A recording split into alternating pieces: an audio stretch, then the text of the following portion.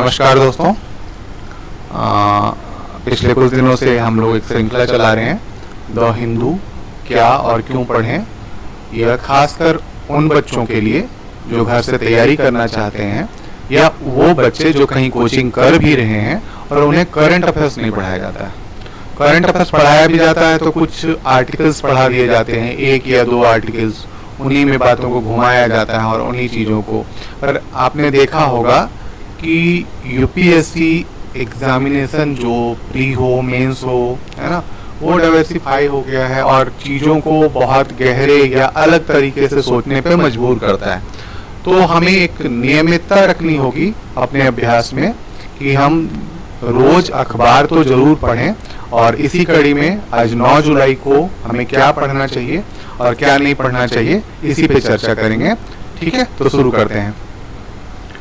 Farmer Japan PM आबे assassinated, तो इन्हें मार दी गई है गोली और अभी पता नहीं चला किसने मारी है, लेकिन जाहिर सी बात है जिसने भी मारी है वो एक बुरा आदमी ही रहा होगा, क्योंकि इस तरीके के लोग जो सार्वजनिक जीवन में अपना योगदान देते हैं उन्हें खासकर इस तरीके की नौबत नहीं आनी चाहिए। ऐसे नेता जो आम लोगों के बीच में जाके बातें करते हैं, आम लोगों के बीच में चले जाते हैं, और इसी के कारण से एक तो हम ये जानते हैं कि कई नेता जो हैं वो दूर होते चले जाते हैं।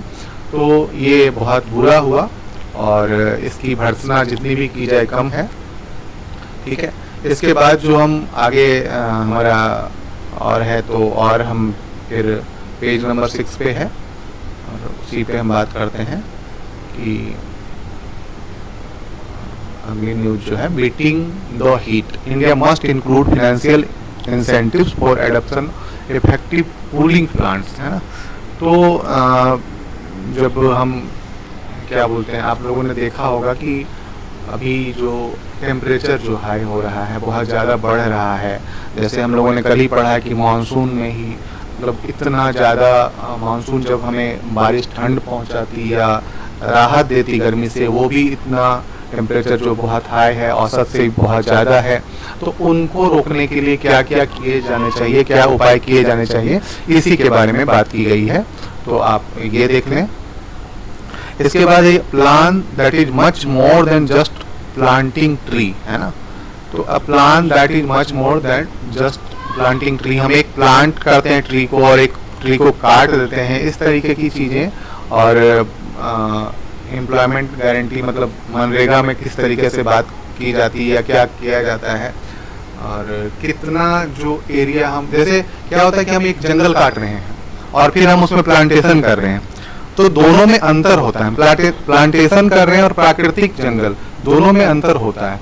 जैसे अभी चीन का एक उदाहरण है कि चीन ने एक जंगल बसाया है और उसमें बहुत तायता या बहुत विविधता नहीं है, वो एक ही चीज का पेड़ है, तो उसमें विविधताएं खत्म हो जाती हैं, जो कि बहुत लाभदायक नहीं होता है देखा जाए तो इसी पे और बहुत सारी चीजें कि हम किस तरीके से कम कर सकते हैं। The focus now is forest landscape restoration, tourism, ecological functionally and improve human welfare. तो इसी पे बात की गई है, हमारे क्या प्रोग्राम्स हैं, हम क्या अचीव करना चाहते हैं, क्या गोल हैं, इसी के बारे में बात की गई है। तो इसे भी देख लें, पर्यावरण के लिए बहुत इम्पोर्टेंट है। और इसके बाद जो है 13 killed as flash flood hit yatra camp, जो यात्रा कैंप अमरनाथ यात्रा की हुई है और उसी में 13 लोग मारे गए हैं। आप देख सकते हैं ये जो चित्र दिया गया है, आप यहाँ पे देखिए कि किस तरीके की कैंपिंग की जाती है। और हम जानते हैं कि यदि हम हिमालय की बात करें, हिमालय की उत्पत्ति की बात करें, तो ये अभी नवीन पर्वतमाला है, नवीन पर्वत श्रृंखला है, और यहाँ पे यदि इस तरीके का रिहाइश या यहाँ पे इस तरीके की कैंपिंग मशरूमिंग होगी, तो जाहिर सी बात है कि ये दुर्घटनाएं होती रहेंगी। तो हमें इन चीज़ों को रोकना है और इनके लिए क्या किया जा सकता है, किस तरीके से मनाया जा सकता है, क्योंकि जो धार्मिक यात्री हैं, जो धर्म की यात्रा पे निकले हैं या वहाँ जाना चाहते हैं, उनके रहने का या उनके वहाँ सुरक्षित पहुँचने का इंतजाम किस तरीके से कर सकते हैं, ये चीज़ें हम करनी चाहिए। क्योंकि ये तो प्राकृतिक बहाव है, जो कि प्राकृतिक बहाव तो होना ही होना है। और उस प्राकृतिक बहाव में हम विरोध उत्पन्न कर रहे हैं, अवरोध उत्पन्न कर रहे हैं। तो अवरोध उत्पन्न करेंगे तो जाहिर सी बात है कि वो अवरोध टूटेगा और उसमें जान माल के नुकसान की बातें हो जाती हैं। डिफरेंसेस, अगला जो है डिफरेंसेस ओवर रसिया डोमिनेट G20 मीटिंग, है ना। तो G20 की मीटिंग है और एक बहुत बहुत अच्छी चीज़ लगी है कि ये फोटो देख के भी आप बहुत कुछ समझ सकते हैं कि foreign minister S Jaishankar with Sergei Lavrov during G20 foreign minister summit Indonesia में हुआ है। तो इसको भी आप देख के समझ सकते हो कि भारत कितना ताकतवर जैसा दिखा रहा है अपने आप को। और जाहिर सी बात है कि फिर वही बात है कि यूएस वाला मामला है, मॉस्को वाला मामला है, हम यूएस के साथ हैं या अमेरिका के साथ हैं।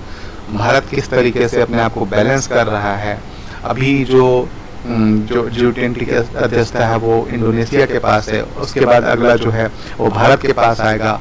जब भारत की अध्यक्षता में ये चीज़ें की जाएंगी तो किस तरीके से डील करेगा, ये इसी पे बात की गई है। तो आप इसे पढ़ लें, ये बेहतर समझ उत्पन्न करेगी अब G20 और के बारे में।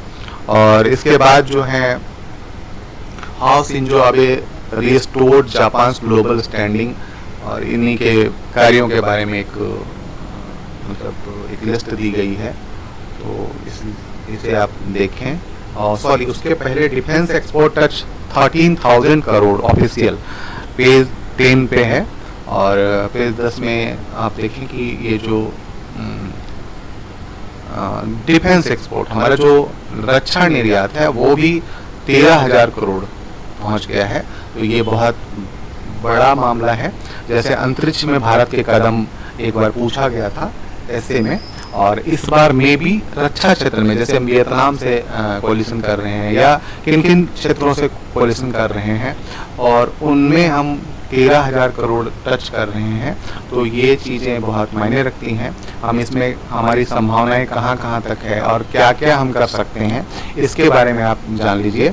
किस तरीके से इनको हम रक्षा निर्यात को हम बढ़ावा दे सकते हैं या क्या किया जाना चाहिए, ये ज़्यादा इम्पोर्टेंट है।